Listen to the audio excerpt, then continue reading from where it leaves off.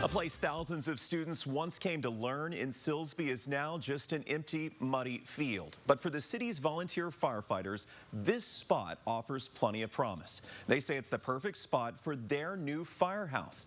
And it's not just about location, it's about need. Last year, the fire department made 432 runs. This year, that number shot up to 537.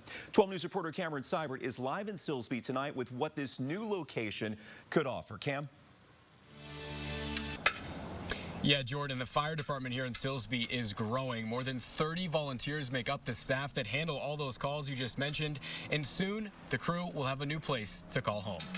Since 2003, Silsbee Fire and Rescue has occupied this building at the corner of Payne Road and North 11th Street. This building is still a nice building and everything. It serves its purpose, but we're growing. Chief Robin Jones has watched his crew of more than 30 volunteers take on a bigger workload in the last 2 years. They've gone from making 432 runs in 2020 to 537 so far this year. We've actually outgrown this, and when we looked at starting into this new station, it's a station that can grow with us for several more years to come.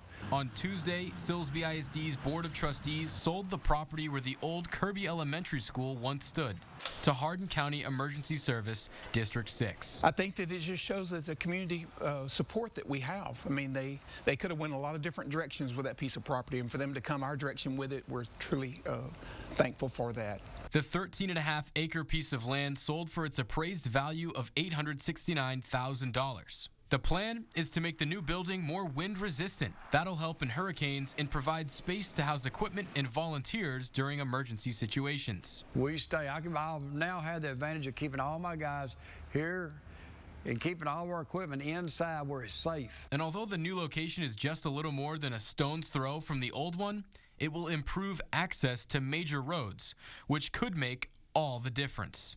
And it's going to sound like not much and nothing, but if I can drop it 45 seconds, that could mean the difference of life and death. The blueprints for the new project are already in the works, and the hope is to have the new firehouse up and running by the end of next year. I'm live in Silsbee tonight. Cameron Seibert, 12 News.